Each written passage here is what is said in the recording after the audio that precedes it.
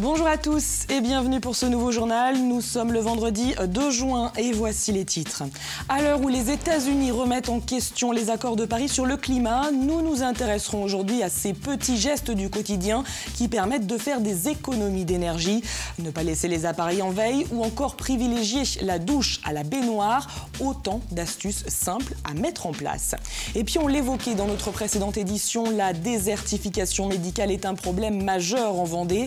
Après nous être intéressés aux habitants et aux professionnels de santé qui se mobilisent pour attirer des généralistes, nous partirons aujourd'hui au CHD de La Roche-sur-Yon pour comprendre comment cet hôpital arrive à attirer de jeunes médecins.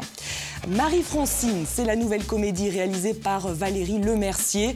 Sur l'affiche du film, la star, c'est le bol à prénom, un bol à oreille qui a été fabriqué à Pornic par une faïencerie leader sur le marché. Mais ce petit souvenir de vacances se fabrique aussi en Vendée, notamment à Saint-Gilles-Croix-de-Vie. Alors que Donald Trump a annoncé le retrait des États-Unis de l'accord de Paris sur le climat, l'Union européenne et la Chine appellent le président américain à revoir sa position. Nicolas Hulot a réagi à cette décision, la qualifiant d'injure à l'avenir. Le ministre de la Transition écologique et solidaire qui a lancé par ailleurs lundi la semaine du développement durable. À cette occasion, nous vous proposons aujourd'hui quelques astuces pour économiser l'énergie dans votre maison. À La Roche-sur-Yon, l'ADIL, l'Agence départementale d'information sur le logement et l'énergie, propose aux particuliers de visiter un écologement, un appartement témoin où l'on y trouve de nombreux conseils pratiques, des petits gestes à appliquer au quotidien. Le reportage d'Apolline Laurent. Laisser brancher un chargeur de téléphone, la box internet ou encore la télé, c'est alimenter des appareils en veille qui consomment de l'énergie inutilement. Et à la fin de l'année, c'est autant d'argent gaspillé. La consommation des veilles, ça représente pour un foyer français, c'est 80 € par an. C'est-à-dire que chaque foyer français dépense 80 € pour de l'électricité qu'il n'utilise pas réellement. Pour éviter cette mauvaise surprise, il existe des moyens très simples, comme ces barrettes multiprises avec interrupteur. Des conseils simples qu'Oxane Maury, animatrice de l'écologement Le Bon Appart, explique aux particuliers qui viennent visiter ce logement témoin. Le rôle, c'est de sensibiliser et puis vraiment de permettre aux personnes de faire des économies financières pour, à un moment donné aussi, éviter la précarité énergétique, parce que c'est ça aussi, il y a beaucoup de familles qui ont des grosses factures d'énergie et qui ne savent pas comment s'en sortir. Et en effet, amener des initiatives qui changent, qui sont parfois pas plus compliquées, mais qui ont de l'impact aussi au niveau de l'environnement. Car le but est bien entendu d'aider notre planète en réduisant nos émissions et notre consommation en eau et en énergie. L'année dernière, au 8 août, nous avions consommé l'ensemble des ressources annuelles produites par la Terre. Alors à travers ces différents ateliers, Oxane sensibilise aux bons gestes, comme ici, sur l'éclairage de la maison. Une astuce qui est la plus parlante, c'est vraiment la consommation des LED. Voilà, quand on regarde les réelles consommations des ampoules, on voit que les LED, il y a quand même une réelle économie. J'en ai pas parlé tout à l'heure, mais il y a une offre en plus nationale qui propose 5 ampoules gratuites en LED pour quand on est en dessous d'un certain niveau de revenus. À la fin de la visite, cette propriétaire d'une maison à La Roche-sur-Yon repart avec plein d'idées pour changer ses habitudes et notamment pour limiter sa consommation en eau. Ce week-end, je vais regarder à droite à gauche dans le grand magasin où est-ce que je trouve des petites choses à installer au niveau de la robinetterie, par exemple, dans la cuisine ou même dans la salle de bain. Si on peut économiser, pourquoi pas? Il n'y a pas de petits gestes pour protéger l'environnement. Après l'annonce du retrait des États-Unis de l'accord de Paris, l'Organisation météorologique mondiale estime que les températures augmenteront de 0,3 degrés d'ici la fin du siècle, si rien n'est fait. Ouvrons à présent une page politique avec les législatives. Le premier tour, c'est dans une semaine, dimanche 11 juin. Les candidats sont très sollicités. Après les agriculteurs et les chefs d'entreprise, l'organisation représentative du secteur HLM a souhaité, elle aussi, inviter les différents candidats des 5 circonscriptions. Ce jeudi, une rencontre était organisée à La Roche-sur-Yon.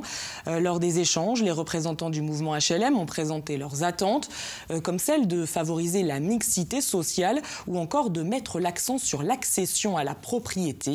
Des représentants du PS, des Républicains, de l'UDI, du FN et de l'UPR étaient présents.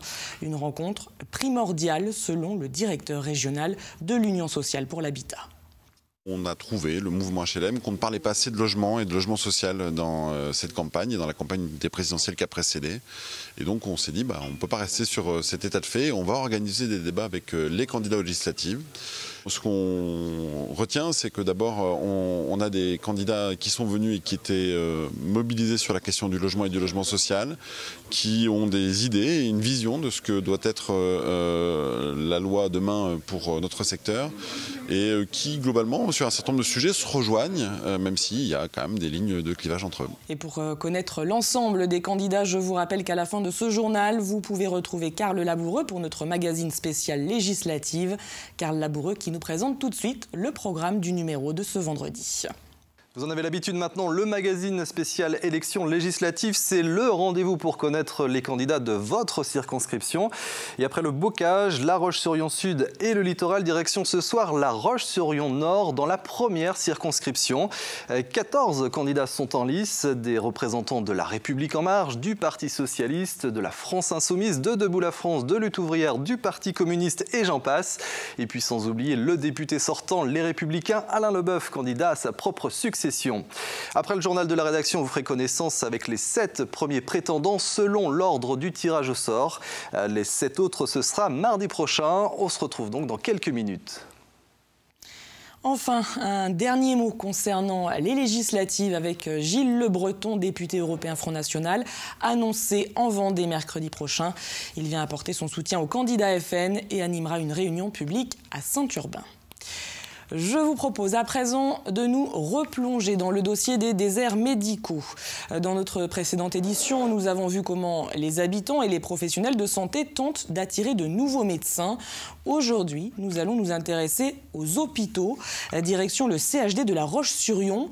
Comment recrutent-ils des internes? Quelle est la situation actuelle? Élément de réponse avec Alix Lanos. Parce que là, on voit que votre ventre, il est encore plein d'air. Votre ventre, il est encore plein d'air. Clément Couette est interne en chirurgie digestive au CHD de La Roche-sur-Yon. 6 mois de stage pendant lesquels il va être accompagné et formé par des chirurgiens seniors du service. Et sur le dernier scanner, la lésion, elle diminue. C'est la 2e fois que Clément effectue un stage ici. Et s'il a choisi de revenir, c'est pour plusieurs raisons. C'est une équipe nombreuse, dynamique, qui fait pratiquement tous les types de chirurgie, avec un plateau technique tout à fait raisonnable. L'activité et le mode de fonctionnement correspond tout à fait. Clément est étudiant en médecine à Nantes. Bonjour. Pour valider ses semestres de stage, il a le choix entre tous les hôpitaux périphériques dépendant de son CHU. Mais pour lui, comme pour beaucoup d'autres internes, le CHD de La Roche-sur-Yon est en haut de la liste. D'une façon générale, le CHD a une très bonne réputation. Pour nous, c'est un très bon terrain de stage sur le côté enseignement et apprentissage et qualité des stages. Je pense que dans toutes les spécialités, c'est plutôt de bon niveau. Et pour ma part, ça fait partie des stages très bien cotés dans notre spécialité. Pas de difficulté donc pour le CHD quand il s'agit de pourvoir la centaine de postes d'internes qui s'ouvrent chaque semestre sur l'ensemble des sites du département. Véritable machine à faire tourner l'hôpital, les internes sont également un réservoir idéal de candidats pour de futurs recrutements. C'est effectivement très souvent, dans les anciens internes qu'on peut effectivement identifier et préparer nos recrutements futurs. Ce qui peut être utile de faire pour favoriser les recrutements, c'est déjà de donner de la lisibilité, parce que c'est souvent un petit peu ça qui fait défaut, et on rate souvent, ou en tout cas parfois, des recrutements parce qu'on n'a pas su finalement garantir suffisamment en amont aux internes qu'ils auront la possibilité de venir prendre un poste dans l'établissement, et donc ils choisissent un poste ailleurs. Si le CHD n'avait jusqu'ici rencontré aucune difficulté de recrutement des internes, la nouvelle réforme de l'internat pourrait changer un peu la donne. Les internes de médecine générale seront amenés à effectuer plus de stages auprès des généralistes et moins à l'hôpital.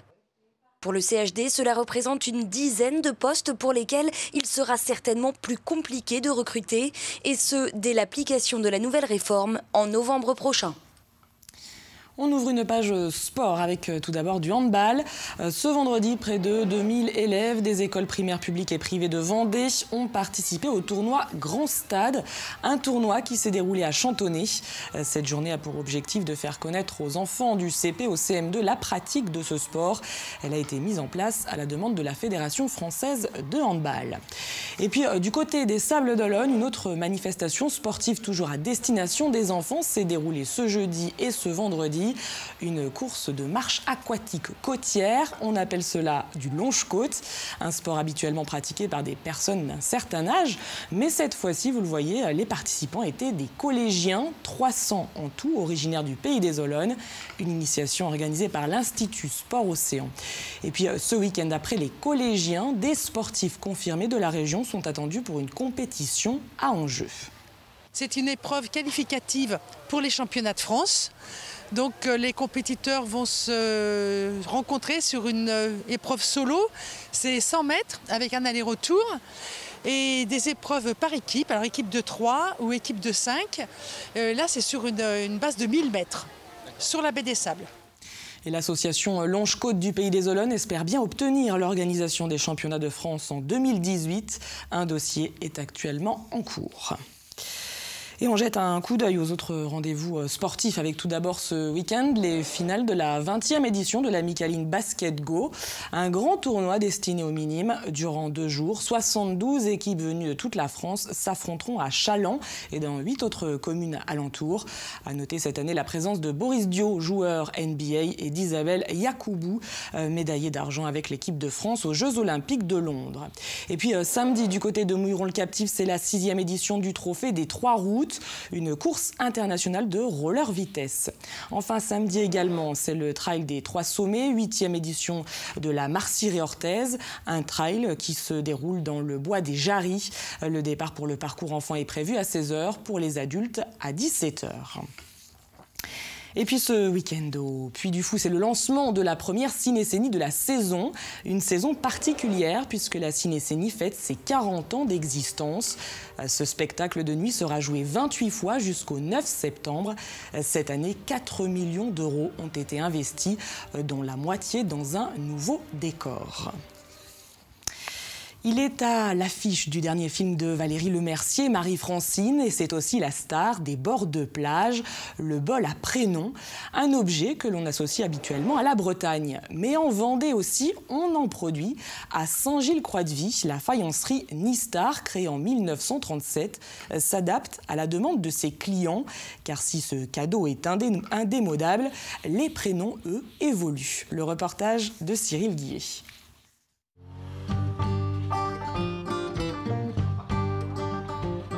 Sur la côte, le bol à prénom est une véritable institution. Avec ses oreilles bleues, il reste le souvenir de vacances incontournable pour les enfants. Incontournable dans la mesure où les grands-parents ont acheté aux enfants, les enfants achètent à leurs enfants, les grands-parents aux petits-enfants. Et quand il y a un bol de cassé, souvent les mamies ou les mamans téléphonent pour qu'on refasse, parce que c'est le drame. Ici, chaque bol a son prénom, et si ce n'est pas le cas, on vous le fera à la demande. Parce qu'il y a toujours des nouveaux prénoms et des prénoms classiques, mais avec des nouvelles écritures. Si la personnalisation est possible, c'est que ces bols sont fabriqués sur place. Chaque année, la faïencerie Nistar transforme 35 tonnes de terre importées d'Italie. Et tout commence avec ses moules. C'est un outil de travail indispensable pour fabriquer les bols.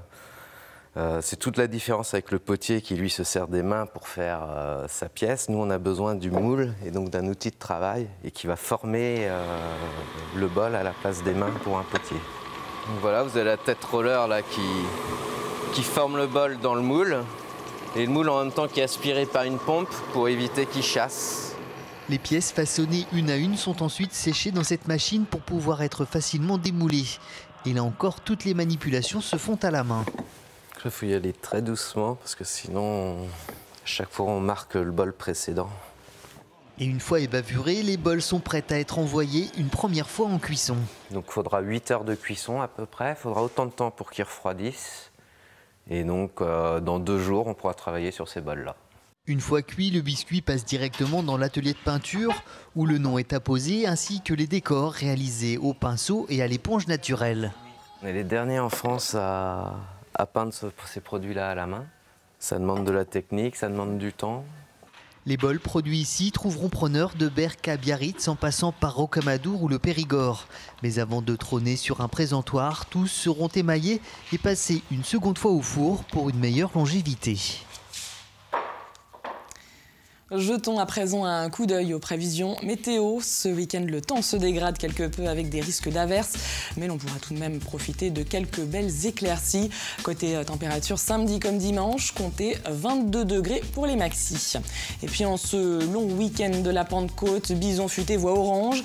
La circulation sera difficile samedi dans le sens des départs et lundi dans le sens des arrivées. C'est la fin de cette édition, mais les programmes continuent bien sûr sur TV Vendée. À suivre votre bulletin météo complet, suivi de votre magazine spécial législative. Merci à tous de nous avoir suivis. Je vous souhaite de passer un très bon week-end et on se retrouve mardi pour une nouvelle édition.